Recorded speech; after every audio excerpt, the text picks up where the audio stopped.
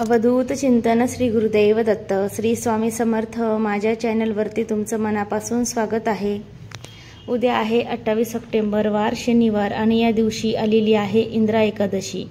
एकादशी तिथी ही भगवान श्रीहरी विष्णूंना समर्पित आहे आणि पितृपक्षातील एकादशीला इंद्रा एकादशी असं म्हटलं जातं।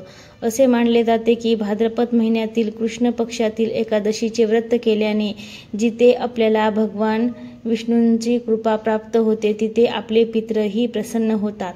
भाद्रपद महिन्यातील कृष्ण पक्षातील एकादशीचे व्रत केल्याने जीवनातील अनेक अडचणी दूर होतात। पितृपक्षात कोणत्याही कारणाने श्राद्ध करता आले नाही तर या दिवशी तुम्ही जर उपवास केला तर तुमचे पितृ हे प्रसन्न होतात आणि तुम्हाला सुखी संसाराचे आशीर्वाद देत असतात आणि पितरांना सुद्धा मोक्ष प्राप्त होते।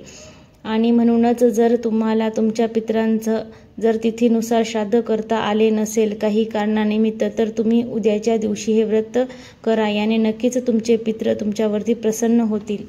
पितृपक्षात येणाऱ्या इंद्रा एकादशी ही अत्यंत महत्त्वाची मानली जाते आणि म्हणूनच या दिवशी करण्यासाठी काही वास्तुशास्त्रामध्ये उपाय सांगितले जातात। आज या व्हिडिओमध्ये मी तुम्हाला एक अतिशय प्रभावी असा उपाय सांगणार आहे। उद्या इंद्रा एकादशीच्या दिवशी आपल्याला अशा ठिकाणी चिमूटभर काळे तीळ हे अर्पण करायचे आहेत। हे तीळ अर्पण केल्याने प्रत्येक कामामध्ये यश मिळून अखंड लक्ष्मी प्राप्ती होईल। 7 पिढ्याचे दारिद्र्य हे नष्ट होऊन कितीही कठीणातली कठीण इच्छाही पूर्ण होईल। असा हा एक उपाय आज या व्हिडिओमध्ये मी तुमच्यासोबत शेअर करणार आहे। त्यामुळे तुम्ही हा व्हिडिओ स्किप न करता शेवटपर्यंत नक्की पहा। चॅनलवरती नवीन असाल तर चॅनलला सबस्क्राईब करा आणि असेच नवनवीन व्हिडिओ पाहण्यासाठी बेल आयकॉनला प्रेस करा। जेव्हा कधी मी नवीन व्हिडिओ अपलोड करेल त्याचं नोटिफिकेशन सर्वात आधी तुम्हाला मिळेल आणि तुम्ही एक पण व्हिडिओ मिस करणार नाही। आपल्याला आपल्या ज्योतिषशास्त्रामध्ये काळ्या तिळाचे विशेष महत्त्व सांगितले जातात आणि विशेष तिथीवरती जर आपण काही उपाय केले तर जीवनातील सर्व अडचणी या दूर होतात। आज मी तुम्हाला जो काळ्या तिळाचा उपाय सांगणार आहे तर हा उपाय तुम्ही उद्याच्या दिवशी दिवसभरामध्ये कधीही करू शकता। जेव्हा तुम्हाला शक्य होईल तेव्हा तुम्ही हा उपाय करू शकता।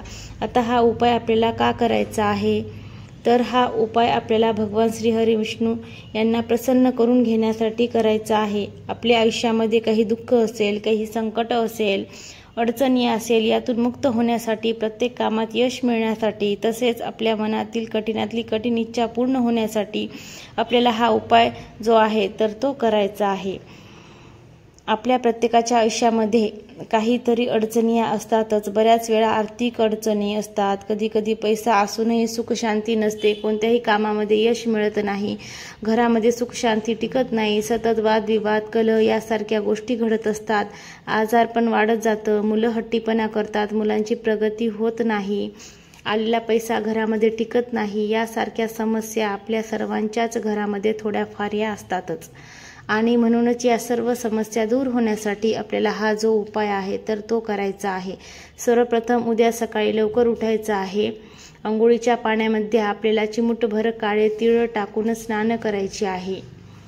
उद्याच्या दिवशी अंघोळीच्या पाण्यामध्ये तीळ टाकले तर प्रखर पितृदोष हा दूर होईल। त्यामुळे तुम्हाला अंघोळीच्या पाण्यामध्ये चिमूटभर तुम्हाला काळे तीळ टाकूनच तुम्हाला अंघोळ करायचे आहे। अंघोळ करत असताना ओम नमो भगवते वासुदेवाय या प्रभावी मंत्राचा तुम्हाला जप करत तुम्हाला अंघोळ करायची आहे। उद्या एकादशी आहे, विष्णूंच्या फोटोला स्वच्छ पुसून घ्यायचं आहे, विधियुक्त पूजा करायची आहे, पिवळे फुलं त्यांना अर्पण करायचे आहे। पूजा करून झाल्याच्या नंतर आसन टाकून बसायचं आहे, दिवा प्रज्वलित करून घ्यायचा आहे, अगरबत्ती लावायची आहे। उजव्या हातामध्ये तुम्हाला काळे तीळ घ्यायचे आहे, थोडेसे उजव्या हातामध्ये तुम्हाला काळे तीळ घ्यायचे आहे। विष्णू सहस्रनामाचं तुम्हाला पठण करायचं आहे। त्यानंतर तुमची इच्छा व्यक्त करायची आहे। पठण करून झाल्याच्या नंतर तुमची इच्छा व्यक्त करायची आहे। हे काळे तीळ भगवान श्री हरी विष्णूंना अर्पण करायचे आहेत। मनोमन इच्छा व्यक्त करायची आहे आणि हे तीळ तुम्हाला अर्पण करायचे आहेत। काळ्या तिळाची उत्पत्ती ही भगवान विष्णूंनीच केलेली आहे आणि उद्याच्या दिवशी या काळ्या तिळाचा खूप महत्त्व दिलं जातं। हे काळे तीळ अर्पण केल्याने जीवनातील अनेक अडचणी या दूर होतात। ही पूजा करून झाल्याच्या नंतर तुम्हाला काय करायचं आहे, एक तांब्याचा कलश तुम्हाला भरून घ्यायचा आहे। त्यामध्ये तुम्हाला थोडंसं कच्चं दूध टाकायचं आहे आणि तुम्हाला थोडेसे काळे तीळ तुम्हाला टाकायचे आहे त्या कलशामध्ये।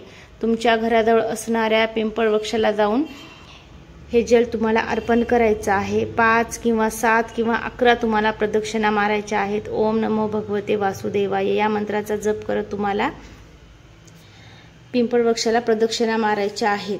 पिंपळ वृक्षाला साक्षात भगवान श्री हरिविष्णूंचं रूप मानलं जातं। तसेच आपल्या पितरांचा सुद्धा या वृक्षामध्ये वास असतो। त्यामुळे तुम्हाला पिंपळ वृक्षाला पाणी अर्पण करायचं आहे, जल अर्पण करायचं आहे। दिवसभरामधून तुम्ही कधी करू शकता। 6 वाजेपर्यंत तुम्ही हे जल कधी तुम्ही अर्पण करू शकता पिंपळ वृक्षाला। थोडंसं कच्चं दूध आणि काळे तीळ टाकायचे आहेत आणि तुम्हाला हे अर्पण करायचं आहे। 11, 5 किंवा 7 प्रदक्षिणा तुम्हाला मारायच्या आहेत। अशा पद्धतीने हे तुम्हाला छोटासा उपाय करायचा आहे, छोटीशी सेवा तुम्हाला हे करायची आहेत। उद्या इंद्रा एकादशीच्या दिवशी या सेवा करायला खूप महत्त्व दिलं जातं, त्यामुळे तुम्ही आवर्जून करा। श्री स्वामी समर्थ। जय जय स्वामी समर्थ।